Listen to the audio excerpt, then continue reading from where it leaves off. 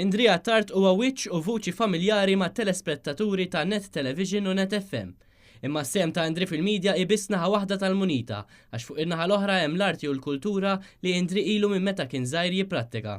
Net News żar il-workshop ta' Indri fejn bħalissa qed jaħdem fuq skultura ta' San Pietru fil-Ktajjen bi preparazzjoni għal festa ta' Birzebbuġa.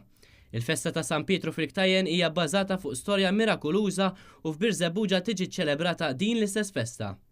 Ma' Net News Indri spjega l-proċess flimkien mal-istorja marbuta mal-festa ta' San Pietru. Dan huwa San Pietru fil-Ktajjen, ngħidulu, għaliex l-istorja ta' San Pietru kien hemm dak il-miraklu li kien arrestat marbut bil-Ktajjen, insomma, u mbagħad Anġlu kien ħelsu. Allura f'din l-istatwa li qed tirrappreżenta lil San Pietru qiegħda turi allura daw il-Ktajjen simbolu hija oriġinali, ġifieri aħna l-ewwel li nagħmel huwa l-abbozz illi qegħdin narawh żgħir u mbagħad trid tagħmel l-istatwa ikbar. Fil-każ ta' din l-istatwa li qegħdin naraw mhux qed naraw statwa life size imma hija ftit żgħira iżgħar mill-life size fiha 5 piedi u staqsejtni għal proċess u għal proċess propja tal-karta pesta kif nafu nagħmluha aħna l-Maltin, ġifieri l-artisti Maltin li hija magħmula mill-gazzetti li naqraw u dawn allura jiġu riċiklati u jispiċċaw fi statwa artistika bħal din.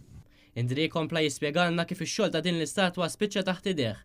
Żied ukoll jgħidilna l-iskop u l-użu tal-istatwa x'ser tkun. Ħadd intuża li xina ġejt ikkummissjonat mill-parroċċa ta' San Pietru fil-Ktajjen ta' Birzebbuġa u l-idea hi li daw jagħmlu purċissjoni tradizzjonali ta' tfal.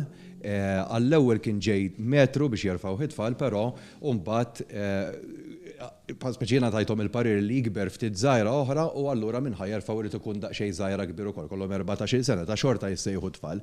Imma hemm ċertu pis, imma l-istatwa qisni xtaqt li titgawda iktar anke l-fatt li ħadd tkun qiegħda ġal Knisja ta' Birzebbuġa u tkun qed titgawda mas-sena kollha. Din is-sena l-festa ser tkun fl-ewwel ġimgħa ta' Wissu mit-30 ta' Lulju sal-5 ta' Wissu.